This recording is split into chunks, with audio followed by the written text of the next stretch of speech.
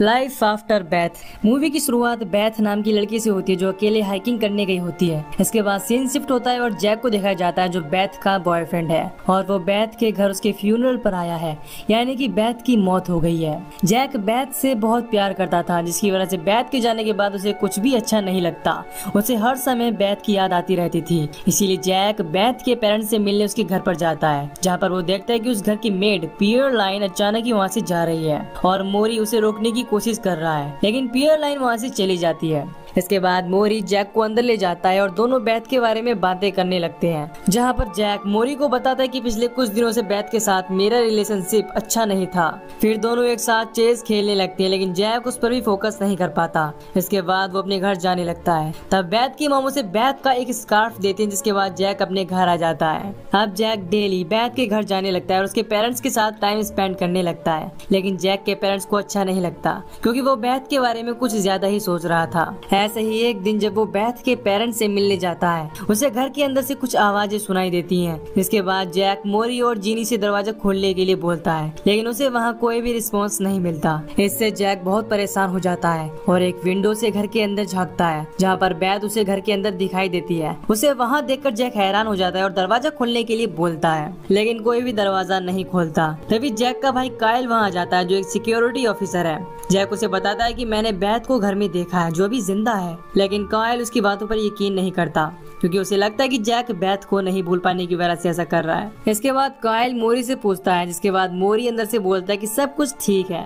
Jack कायल के घर के अंदर चेक करने के लिए भी बोलता है, लेकिन वो उसकी एक नहीं सुनता और उसे वहाँ से जाने के लिए बोलता है, लेकिन जैक उसकी बात नहीं मानता और एक दिन चुपके से बेथ के घर में घुस जाता है क्योंकि वो पता लगाना चाहता था कि बेथ के घर में क्या हो रहा है। तभी मोरी जैक को देख लेता है और उसे वहाँ से जाने के लिए बोलता है, लेकिन जैक उसकी बात नहीं मानता और चेक करने के लिए घर के अंदर जाता है, जहाँ वो देखता है कि जीनी बेथ को क्लोजेट में छुपाने की कोशिश कर रही है। जैक को कुछ भी समझ में नहीं आता कि बेथ के पेरेंट्स उसके साथ क्या कर रहे हैं। बेथ को देखकर ऐसा लग रहा था कि उसे डेथ के बारे में कुछ भी पता नहीं है। जैक मोरी से पूछता है कि यहाँ चल क्या रहा है, लेकिन मोरी उसे कुछ नहीं बताता। इसके बाद इनके बीच बहस हो जाती है और जैक गुस्सा होकर यहाँ से चला जाता है क्योंकि उसे लगता है कि बेथ उससे दूर जाना चाहती है, इसीलिए ही उसने अपनी मौत का नाटक किया।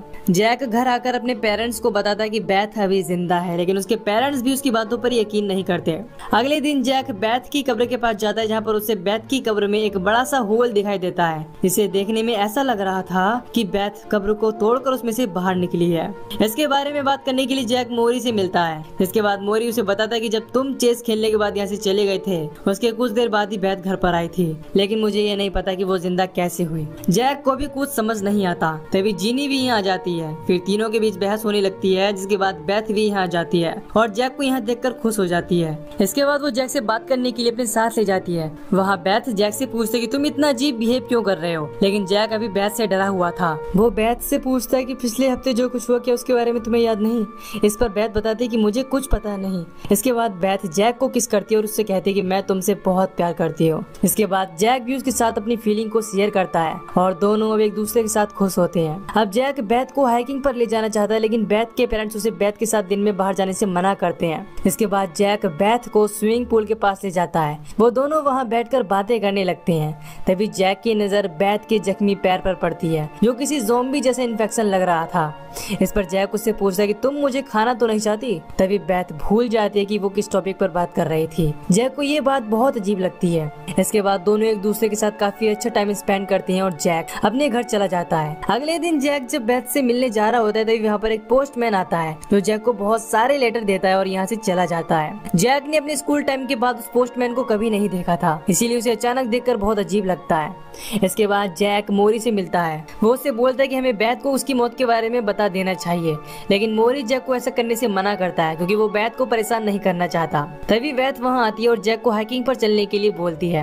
इस पर मोरी बेथ को दिन में बाहर जाने से मना करता है, लेकिन जैक और बेथ कुछ नहीं सुनते और दोनों एक पार्क में जाते हैं, जहाँ पर दोनों एक दूसरे के साथ इंटीमेट होते हैं और काफी अच्छा टाइम स्पेंड करते हैं। लेकिन तभी अचानक से बेथ के फेस पर पर स्कार्स आने लगते हैं। इसके बाद जब दोनों घर पहुंचते तब मोरी बेथ के फेस पर स्कार्स को देख लेता है। जिसके बाद वो जैक पर गुस्सा करता है क्योंकि जैक ने उसकी बात नहीं मानी थी और बेथ को दिन में बाहर लेकर गया था।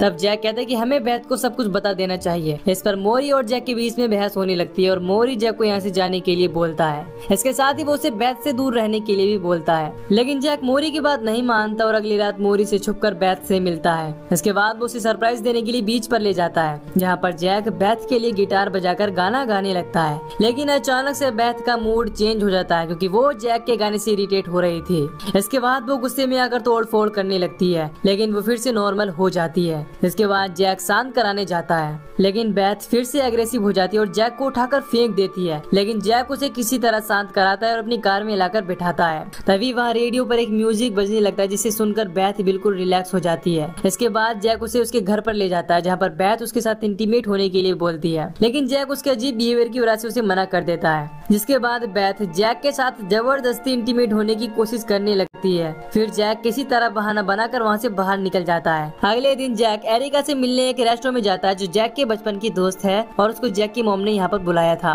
जिससे जैक अपनी लाइफ में मूव ऑन कर सके। जब जैक एरिका के साथ बात करने लगता है तभी रेस्टोरेंट का ओनर बहुत अजीब बिहेव करने लगता है। ये देखकर जैक एरिका से पूछता है कि क्या तुमने कुछ नोटिस किया कि मरे हुए लोग फिर से जिंदा हो रहे हैं, लेकिन एरिका को जैक की बात समझ में नहीं आती। इसके बाद जैक जब यहाँ से निकलता है तभी बेथ उसकी कार के सामने आ जाती है, जिसकी वजह से जैक की कार उसके ऊपर चढ़ जाती है। जैक ये देखकर जल्दी से उसे वहाँ से निकालता है, लेकिन बेथ के ऊपर कार चढ़ने के बाद भी उसे कुछ भी नहीं होता। बेथ जैक से बातें करने लगती है। तभी एरिका भी वहाँ आ जाती है और जैक से बात करने लगती है, जिससे बेथ को पता चल जाता है कि जैक किसी दूसरी लड़की के साथ घूम रहा है। फिर जैक बेथ को समझाने की कोशिश करता है कि वो उसके बचपन की दोस्त है और वो एरिका को बताता है कि ये बेथ है। ये सुनकर एरिका भी कंफ्यूज हो जाती है क्योंकि जैक की मॉम ने उसे बताया था कि बेथ मर चुकी है। इसके बाद उन दोनों के बीच बहस होने लगती है और अब बेथ भी समझ जाती है कि जैक उससे कोई बात छुपा रहा है, इसीलिए वो जैक से पूरी बात बताने के लिए बोलती है। इसके बाद जैक उसे उसकी कब्र के पास ले जाता है, जहाँ पर वो उसे बताता है कि हाइकिंग के दौरान तुम्हें एक सांप ने काट लिया था, जिसकी वजह से तुम्हारी मौत हो गई थी, लेकिन उसके बाद तुम वापस जिंदा हो गई। ये सुनकर बेथ बिल्कुल परेशान हो जाती है क्योंकि एक मरे हुए इंसान का जिंदा होना इम्पॉसिबल है। इसके बाद जैक उससे कहता है कि तुम अब पहले जैसी नहीं हो, तुम बार बार एग्रेसिव हो जाती हो, इसीलिए मैं अब तुम्हारे साथ नहीं रह सकता क्योंकि तुम मुझे एक ज़ॉम्बी जैसी लग रही हो। ये सुनकर बेथ गुस्सा हो जाती है और उसकी कार लेकर वहाँ से घर चली जाती है। इसके बाद जैक जब अपने घर आता है तो देखता है कि उसके ग्रैंडफादर भी अब जिंदा होकर वापस आ गए हैं, जिनको कायल शूट करना चाहता है, लेकिन उसके पेरेंट्स ऐसा करने से रोकते हैं क्योंकि उसको भी समझ में नहीं आ रहा कि मरे हुए लोग कैसे जिंदा हो गए। इन बातों से सभी लोग परेशान होते हैं। इतनी ही देर में घर की पुरानी ओनर भी जिंदा होकर यहाँ जाते हैं, जिससे यहाँ के हालात और भी ज्यादा खराब हो जाते हैं। इसके बाद जैक अपनी फैमिली से यहाँ से निकलने के लिए बोलता है। फिर वो मोरी को कॉल करके बताता है कि अब मेरे ग्रैंडफादर और घर के पुराने ओनर भी जिंदा होकर वापस आ गए हैं। इसके बाद मोरी जैक को बात करने के लिए बुलाता है, जहाँ पर मोरी जैक को बेथ से ये बात कहने के लिए बोलता है कि वो मरी नहीं थी। तब जैक मोरी से कहता है कि ये सब पियर लाइन ने किया है और वही इन सब को ठीक कर सकती है, इसीलिए हमें उसके पास चलना चाहिए। लेकिन मोरी उसकी एक नहीं सुनता। तब जैक उससे कहता है कि अगर तुम मुझे पियर लाइन का एड्रेस दोगे तब मैं बेथ से बात करूंगा। मोरी भी उसकी बात मान जाता है। जब मोरी और जैक बेथ से बात करने के लिए घर पहुंचते हैं तभी बेथ उनके सामने ही एक आदमी को मार देती है। ये देखकर जैक की हालत खराब हो जाती है और वो बेथ के पास जाकर बात करने से मना कर देता है क्योंकि बेथ अब पूरी तरह से अग्रेसिव हो चुकी थी और वहाँ चारों ओर तोड़फोड़ कर रही थी। इसके बाद जैक जीनी से पियर लाइन का एड्रेस लेकर किसी तरह वहाँ से निकलता है, लेकिन अब बेथ भी उसके साथ कार में आकर बैठ जाती है। इसके बाद जैक को उसे भी अपने साथ ले जाना पड़ता है। पियर लाइन के एड्रेस पर पहुंचने के बाद जैक बेथ को कार में वेट करने के लिए बोलता है और वो पियर लाइन से मिलने जाता है, लेकिन जैक को वहाँ पर पियर लाइन नहीं मिलती। जैक को पियर लाइन का कजन बताता है कि वो बहुत पहले ही यहाँ से जा चुकी है और लेकिन इन ज़ॉम्बी के साथ उसका कोई भी लेना देना नहीं है। यहाँ पर जैक को ये बात पता चलती है कि उस दिन मोरी ने पियर लाइन के साथ बदतमीजी करने की कोशिश की थी, इसीलिए पियर लाइन वहाँ से चली गई थी। इसके बाद जैक अपनी कार के पास आता है, लेकिन अब मोरी भी यहाँ जाता है, जो बेथ को अपने साथ लेकर यहाँ से जाने लगता है। इस पर जैक मोरी को रोकने की कोशिश करता है, लेकिन मोरी उसकी बात नहीं सुनता और जैक के सर पर मारकर बेहोश कर देता है। इसके बाद वो बेथ को अपने साथ लेकर चला जाता है। अगली सुबह जब जैक की आँख खुलती है तब वो अपनी कार लेकर अपने घर पहुंचता है, जहाँ पर उसे अपने घर में एक ज़ॉम्बी दिखाई देता है, जो जैक को देखकर वहाँ से भाग जाता है। इससे जैक घबरा जाता है और अपनी फैमिली को खोजने लगता है। तभी उसे एक जगह पर कुछ जली हुई डेड बॉडीज मिलती हैं, जिसे देखकर जैक उदास हो जाता है क्योंकि उसे लगता है कि अब ज़ॉम्बी ने उसकी फैमिली को मार दिया है। इसके बाद वो अपना कुछ जरूरी सामान लेता है और अब बेथ के घर पहुंचता है, जहाँ पर उसे मोरी की कार में खून दिखाई देता है। इसके बाद जैक घर के अंदर जाता है। वहाँ पर वो बेथ और उसकी मॉम को देखता है, जो बेथ को माइक्रोवेव से बांधकर अपना हाथ काटकर उसे खिला रही थी। ये देखकर जैक वहाँ पर जाता है और जीनी से मोरी के बारे में पूछता है। तब जीनी उसे बताती है कि बेथ ने मोरी को मार दिया है। इसके बाद जैक जीनी को वहाँ से जाने के लिए बोलता है और कहता है कि अब मैं बेथ की देखभाल करूंगा। पहले तो बेथ जैक को देखकर अग्रेसिव हो जाती है, लेकिन अब जैक उसे अपने साथ हाइकिंग पर ले जाने के लिए बोलता है और इससे बेथ शांत हो जाती है। इसके बाद बेथ उस माइक्रोवेव को लेकर ही खड़ी हो जाती है, जिसके बाद जैक उसके साथ जाने के लिए निकलता है। तभी कायल वहाँ आ जाता है और बेथ को शूट करने वाला होता है, लेकिन जैक उसे ऐसा करने से रोक लेता है। इसके बाद जैक कायल से पूछता है कि मॉम और डैड के साथ क्या हुआ। इसके बाद कायल उसे बताता है कि दोनों यहाँ से सुरक्षित बाहर जा चुके हैं। इसके बाद कायल उसे बताता है कि तुमने घर पर जो डेड बॉडीज देखी थी वो ज़ॉम्बीज की डेड बॉडी थी, जिनको मैंने शूट करके मार डाला था। इसके बाद कायल जैक को अपनी गन दे देता है और बेथ को शूट करके मार देने के लिए बोलता है। इसके बाद जैक बेथ को हाइकिंग के लिए ले जाता है, जहाँ पर वो बेथ से कहते हैं कि मैं तुमसे बहुत प्यार करता हूँ। इसके बाद वो गन निकाल कर बेथ को शूट कर देता है, जिससे बेथ माइक्रोवेव के साथ ही खाई में गिर जाती है और उसकी मौत हो जाती है। लेकिन जैक बहुत अपसेट हो गया था क्योंकि आज उसे खुद अपने हाथ से अपने प्यार को मारना पड़ा। इसके बाद जैक अपनी फैमिली से मिलने जाता है और सबको जिंदा पाकर बहुत खुश होता है। फिर जैक को उसके पेरेंट्स सॉरी बोलते हैं क्योंकि उन्होंने इस पर यकीन नहीं किया था। इसके बाद जैक एरिका से मिलता है, जो अपने ग्रैंडफादर को मारने के बाद सदमे में थी। अगली सुबह जैक बेथ और मोरी की कब्र पर फ्यूनरल देने जाता है, जहाँ पर वो एरिका के साथ डिनर करने निकल जाता है, जो अब उसकी नई गर्लफ्रेंड बन चुकी है। और ये मूवी यहीं पर खत्म हो जाती है। तो दोस्तों, अगर आपको इस मूवी की एक्सप्लेनेशन पसंद आई हो तो वीडियो को लाइक और चैनल को सब्सक्राइब कर दीजिए। बाकी मैं मिलूंगा आपसे